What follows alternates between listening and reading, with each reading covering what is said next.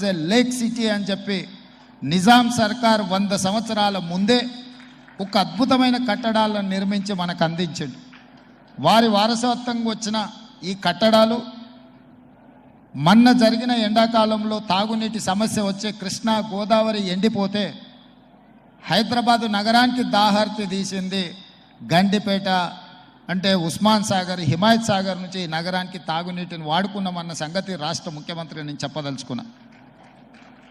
ఈ ప్రజలకు కోట్లాది మంది దాహార్తిని తీర్చే ఈ యొక్క చెరువులను శ్రీమంతులుగా గొప్ప వ్యక్తులుగా ఉన్న వాళ్ళు వాటి పక్కనే ఫామ్ హౌజ్ల పేరు నిర్మించుకొని వాళ్ళ డ్రైనేజ్ కాలువలు తీసుకెళ్ళి గండిపేటలో కలిపినారు. నేను ఇక్కడ వేదిక మీద ఉన్న పెద్దలతో పాటు ఇక్కడ వచ్చిన భక్తులను నేను ఒకటే మాట అడగదలుచుకున్నా.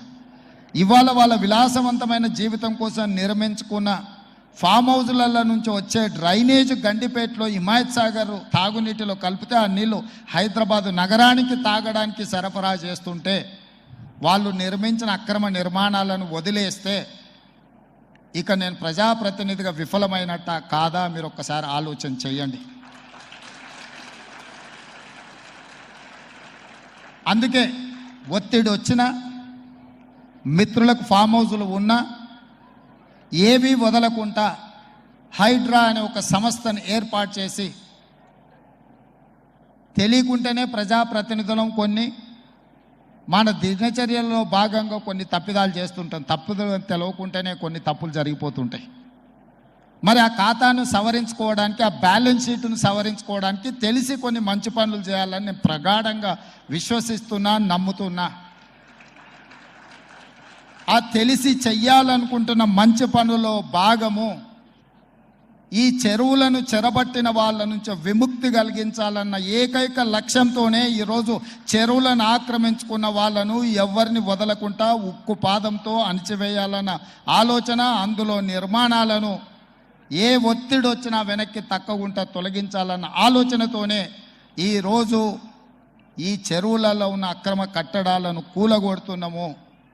దీనికి స్ఫూర్తి భగవద్గీత అనే కురుక్షేత్ర యుద్ధ సందర్భంలో అర్జునుడు ఆయుధాలను కింద పడేసి రాజ్యం కోసం భీష్మ పితామహుడు, అదేవిధంగా కర్ణుడు, దుర్యోధనుడు, దుశ్శాసనుడు నా సహోదరులందరూ ఆ పక్కన నించుంటే రాజ్యం కోసం వాళ్ళందరినీ సంహరించడం, వాళ్ళని సంహరించి రాజ్యాన్ని సాధించుకోవడం ద్వారా ఏమి ఉంటుంది, ఏం మనశ్శాంతి వస్తుంది అని చెప్పి అర్జునుడు యుద్ధతంత్రం నుంచి తప్పుకుంటా అన్నప్పుడు శ్రీకృష్ణ భగవానుడు బోధించిందే భగవద్గీత.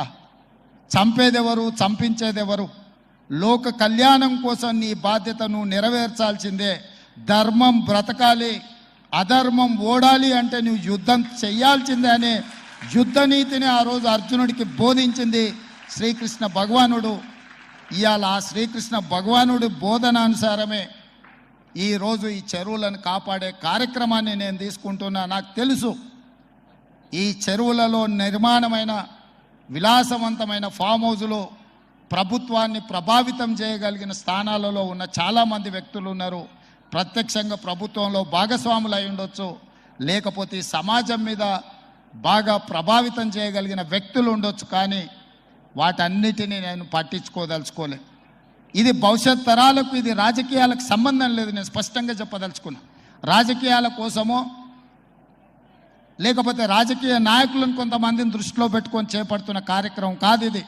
భవిష్యత్ తరాలకు, మన పిల్లలకు, వాళ్ళ పిల్లలకు వారసత్వంగా మనం అందించే సంపద ఈ సరస్సులు, ఈ నదులు, లేకపోతే ఈ రోజున్న ఈ చెరువులు.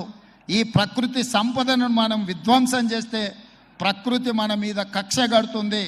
ప్రకృతి మన మీద ప్రకోపిస్తే మనం చెన్నైలో చూసినాం, అదేవిధంగా ఉత్తరాఖండ్లో చూసినాం, నిన్నగాక మొన్న వాయనాడు మనం కేరళలో చూసినాం. ఈరోజు ఇలాంటివన్నిటిని దృష్టిలో పెట్టుకున్నప్పుడు ఈ హైదరాబాదు నగరాన్ని రక్షించుకోవాల్సిన బాధ్యత